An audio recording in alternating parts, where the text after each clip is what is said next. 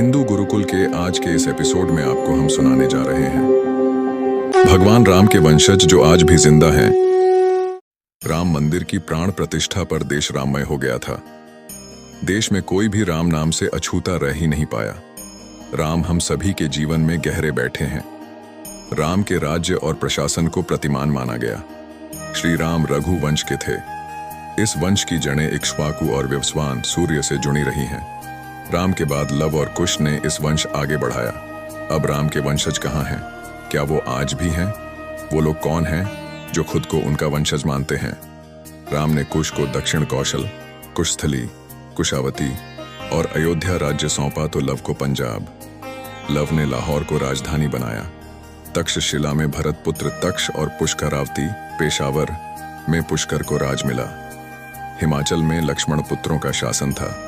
मथुरा में शत्रुघ्न के पुत्र सुबाहु को दिया गया तो उनके दूसरे पुत्र शत्रुघाती का भेलसा विदिशा के सिंहासन पर बिठाया गया। राजा लव से राघव राजपूतों का जन्म हुआ, जिनमें बणगुजर, जयास और सिकरवारों का वंश चला। इसकी दूसरी शाखा थी सिसोदिया राजपूतों वंश की, जिनमें बैचला, बैसला और गहलोत गुहिल वंश के राजा हुए। कुश से कुशवाह राजपूतों का वंश चला। कुश वंश से ही कुशवाह, मौर्य, सैनी, शाक्य संप्रदाय की स्थापना मानी जाती है। सूर्य वंश भी कुश से निकली शाखाओं से निकला। कुश की ही 50वीं पीढ़ी में शल्य हुए, जो महाभारत युद्ध में कौरवों की ओर से लड़े।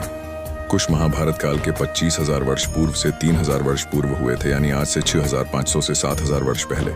जो लोग खुद को शाक्यवंशी कहते हैं, वे भी श्री राम के वंशज हैं। जयपुर के सिटी पैलेस में पोथी खाने में ये रिकॉर्ड रखा है, जिसमें भगवान राम के पुत्र कुश की वंशावली में जयपुर के राज परिवार के नाम अंकित है। इसमें जयपुर के पूर्व राज परिवार के महाराजाओं के नाम हैं। सिसोदिया, कछवाह, बैसला, शाक्य भी है राम के वंशज। माना जाता है वर्तमान में जो सिसोदिया, कुशवाह, कछवाहा, मौर्य, शाक्य, बैचला, बैसला और गहलोत गुहिल आदि जो राजपूत वंश हैं, वो सभी प्रभु श्री राम के वंशज हैं। जयपुर राजघराना भी है राम का वंशज। जयपुर राजघराना राम का वंशज है। जयपुर राजघराने की महारानी पद्मिनी और परिवार के लोग राम के पुत्र कुश के वंशज हैं।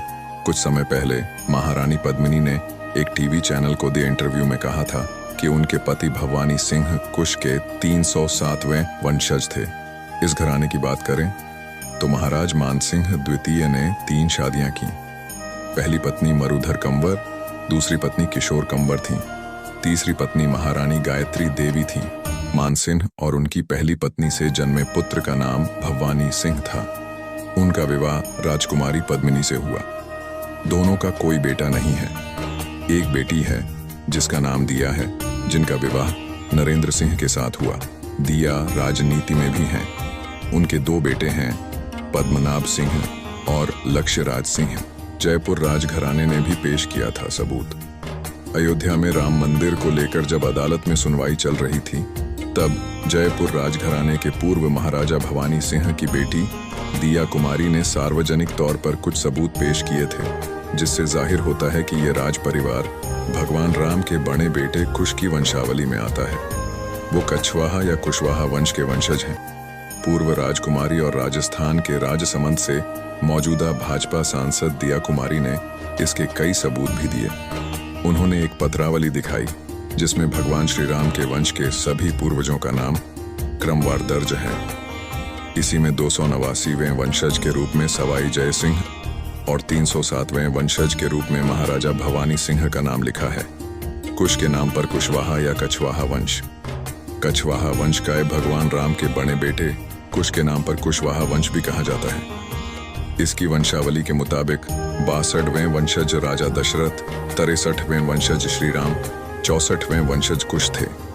289वें वंशज आमेर जयपुर के सवाई जय सिंह, ईश्वरी सिंह और सवाई माधाय सिंह और पृथ्वी सिंह रहे। भवानी सिंह 307वें वंशज थे। सिटी पैलेस जयपुर के पायथी खाना में रखे 9 दस्तावेज और 2 नक्शे साबित करते हैं कि अयोध्या के जय सिंहपुरा और राम जन्मस्थान सवाई जय सिंह द्वितीय के अधीन थे। प्रसिद्ध इतिहासकार आरनाथ की किताब द जय सिंहपुरा ऑफ सवाई राजा जय सिंह एट अयोध्या के एनेक्स 2 के मुताबिक अयोध्या के राम जन्मस्थल मंदिर पर जयपुर के कछवाहा वंश का अधिकार था। हिंदू गुरुकुल के आज के इस एपिसोड में बस इतना ही। वीडियो को ज्यादा से ज्यादा शेयर करें और चैनल को सब्सक्राइब करके बेल आइकॉन दबाना ना भूलें।